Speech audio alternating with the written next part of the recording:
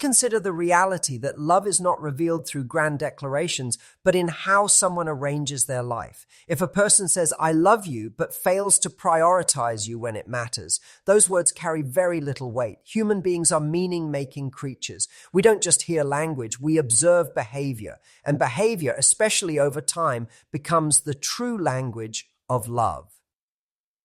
When someone loves you, they reorganize their world in subtle but consistent ways. It's not always dramatic. It might be as simple as adjusting their schedule to spend more time with you, remembering the little things you said weeks ago, or ensuring you're emotionally safe in their presence. These aren't surface-level gestures. They are quiet signals that you matter. Love, in its most sincere form, is revealed not in what someone says when it's easy, but in what they do when it's inconvenient. That's where people often misunderstand love. We've been conditioned to associate love with intensity, big speeches, bold moves, romantic declarations. But mature love, the kind that endures, doesn't need to announce itself at every turn. It demonstrates itself in how it shows up under pressure, when things are uncertain, when emotions run high, when responsibilities pull us in a dozen directions. Who still carves out time? Who still checks in? That's your answer. And this is precisely why many people miss the signs of real love. They're looking for words instead of presence. But you cannot fake presence. You cannot manufacture genuine concern or consistent effort. You can say anything. But to show up repeatedly, to prioritize another person's well-being without being asked, that's a form of truth that doesn't require explanation. It's also where love becomes a choice rather than just a feeling. Feelings are fleeting. Prioritizing someone, even when it means sacrificing comfort or convenience, requires intention. And that intention is built on something deeper than emotion. It's built on values, commitment, and respect. If you want to know whether someone truly loves you, don't ask them. Watch them. Observe where they place you in the hierarchy of their time, their energy, their sacrifices. So the next time you wonder whether someone loves you, stop searching for the perfect words. Instead, look at the structure of their life. Do you appear in it consistently, meaningfully, and without condition? If you do, that's love speaking its loudest. Because in the end, love doesn't say you're important. It acts like you are. And that, more than any three words, is what you can trust. There's something profound about the way a person listens when they're in love. Not just the act of hearing words, but listening, truly engaging, absorbing, and responding with care. You'll notice it in their stillness, in their attention, in the way they remember the details you forgot you even mentioned. That kind of listening is not casual. It's an act of presence. And presence, in our distracted, fast-moving world, is one of the rarest and clearest indicators of deep emotional investment. Love, when real, creates a kind of reverence for the other person's inner world. It's as though their experiences, their fears, their joys all become part of your mental landscape. And so when they speak, you're not just waiting to reply or to offer advice. You're taking them in. You're valuing their perspective as something that actually matters. That doesn't happen unless there's love behind it, because deep listening requires effort, discipline, and above all, respect. Now think about this psychologically. Why is attentive listening such a powerful sign of love? Because to truly listen, we have to set aside our ego. We have to relinquish the desire to dominate the conversation, to be right, to impress. Listening says, you matter more in this moment than my own agenda. It's a silent declaration of humility and care. In a way, it's one of the most selfless things we can do. And make no mistake, this kind of listening is felt. You feel safe around it. You feel seen. You feel like your emotions are not just acknowledged, but held with a kind of sacredness. That's why people who feel truly loved often say things like, I can just be myself around them, or they understand me without me having to explain everything. It's not magic. It's not fate. It's someone choosing moment after moment to listen. So when you're trying to decipher whether someone is truly in love with, you ask yourself, do they hear me? Not just when it's convenient, but when I'm struggling, when I'm vulnerable, when I'm unclear even to myself. Do they offer their attention when it costs them something? Because love isn't proven in grand romantic gestures. It's revealed in those quiet moments when someone chooses to be there fully without distraction or impatience. In a world full of noise, love whispers through attention. And if someone listens to you like you're the only voice in the room, they don't need to say, I love you. They've already proven it. One of the most overlooked indicators of love, real, durable, committed love, is sacrifice. And I don't mean grand movie scene gestures. I mean the daily, often invisible choices someone makes to prioritize you, to alleviate your burden, or simply to be there, even when it's inconvenient. That's the key. The presence of love is often felt in the willingness to endure discomfort for the sake of someone else's well-being. There's a profound psychological principle at work here. Sacrifice is evidence of value. We do not give up time, comfort, or resources for things we don't care about. When someone consistently chooses you over ease or self-interest, they are revealing something that words could never articulate fully. It's a non-verbal affirmation. You matter more than my momentary comfort. That's love in action. Now consider what this looks like in a relationship. Maybe they drive an hour out of their way to see you after a long day. Maybe they cancel plans because you're struggling and need support. Maybe they carry emotional weight, calm you down, reassure you without making you feel like a burden. They don't complain. They don't make a scene. They just show up. That kind of reliability doesn't come from obligation. It comes from emotional commitment.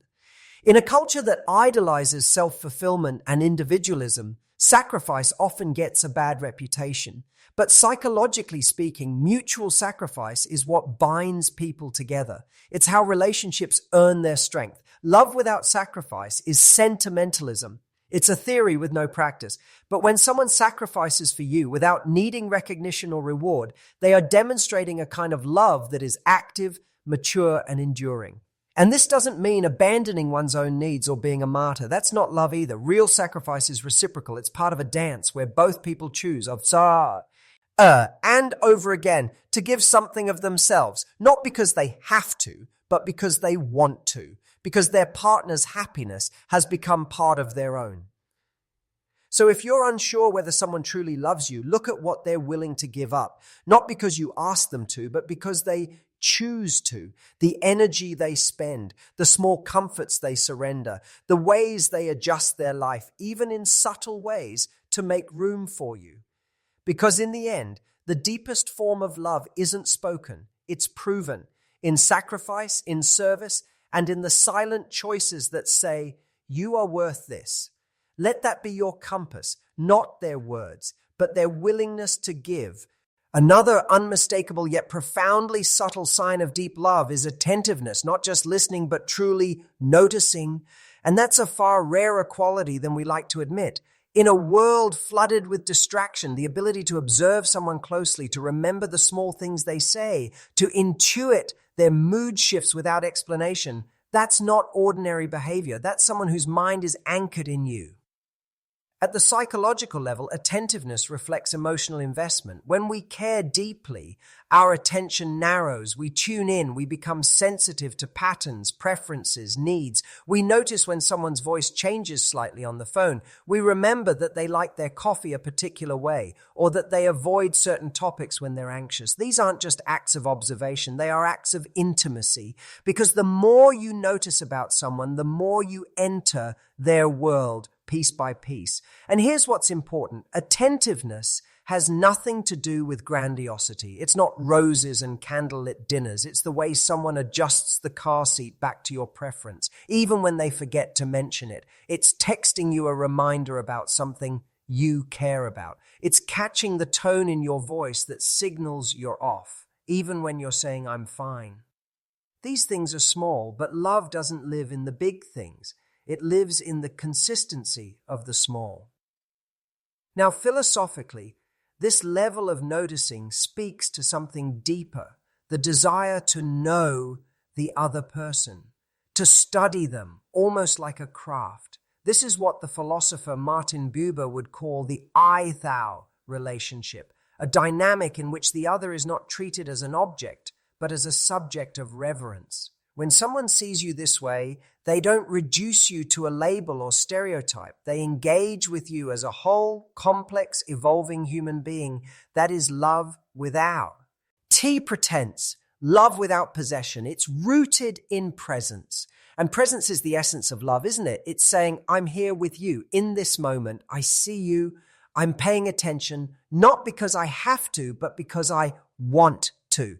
That kind of attention is healing. It creates a secure emotional environment, one where vulnerability is safe and authenticity is welcomed. So, if you ever question how someone feels about you, don't just listen to what they say. Watch what they notice. Because real love doesn't need constant declarations. It just quietly watches, learns, and shows up better. Again and again, love listens, but more than that, it sees. There's a behavior we often overlook because it doesn't scream romance, yet it speaks volumes when it comes to real love, making space.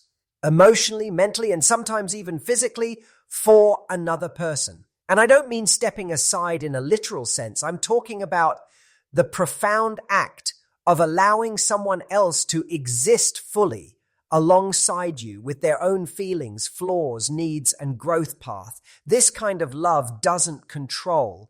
It permits. It doesn't demand. It welcomes. And that's not passive. It's deeply intentional. At its core, making space is about respecting autonomy without losing connection. It's the willingness to support someone even when it's inconvenient or when their truth challenges yours. This is where love becomes truly tested, because it's easy to be loving when someone agrees with us, moves at our pace, reflects back our desires.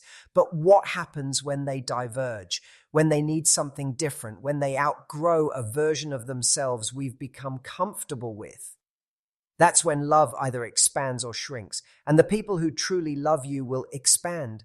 They'll ask, not accuse. They'll pause, not push. They'll seek to understand before reacting, because they aren't trying to mold you into a shape that fits them. They're trying to grow alongside you in real time.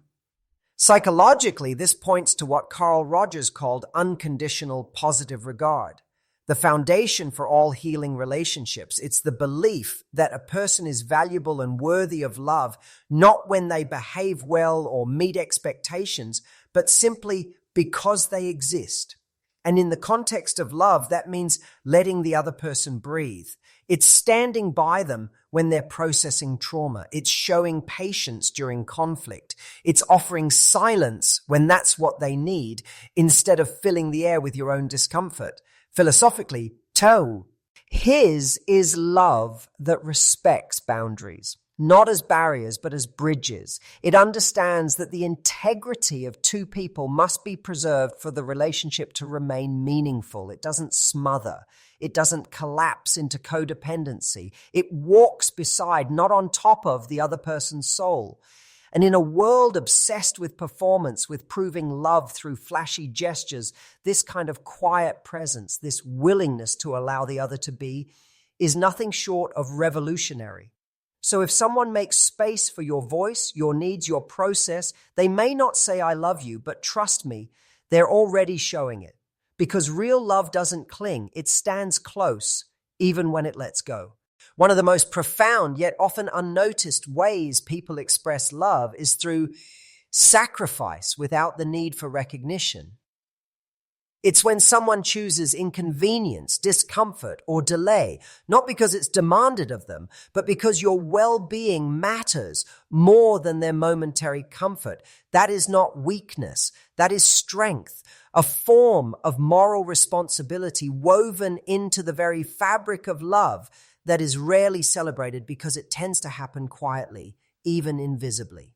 Think of it like this. When someone wakes up early to drive you to the airport after 3 hours of sleep, or they listen without interrupting even though they're burning to speak, or they shoulder more than their fair share in a crisis, not because they're trying to be a hero, but because they don't want you to carry it all alone. They might not call it sacrifice, but that's exactly what it is. A voluntary foregoing of self-interest in the service of someone else's flourishing. And that's no small thing. That is a moral act. Psychologically, this speaks to a deep sense of secure attachment. People who sacrifice from a place of love, not fear or control, often operate from a foundation of emotional security. They aren't offering their time, energy, or presence as a transaction. They're not keeping score. They give because to them, your peace is their peace. Your win is a shared win, and your burdens, while not entirely theirs to carry, are not yours to bear alone either. Philosophically, this aligns with the virtue ethics proposed by thinkers like Aristotle, who suggested that love, when rightly ordered, calls us toward the highest version of ourselves. It pulls us toward the good, not just for us, but for the other. The sacrifices made in love are not obligations, they are honors. To serve another's well-being in a meaningful way, voluntarily, freely, is a kind of sacred responsibility. And the person who does this with consistency, without ever asking for praise, is engaged in something that transcends romance. It's devotion in action. But here's the crucial distinction. Love that sacrifices isn't self-erasure. It's not martyrdom. It's a conscious choice to say, I see you, you matter, and I am willing to carry a bit more today, not because I must, but because I can. So when you see someone repeatedly acting in your interest when it costs them something, time, energy, ego, that's not just kindness, that's love, real, unspoken, undeniable love. And in a world where declarations are cheap but sacrifice is rare, let that kind of love speak louder than words ever could.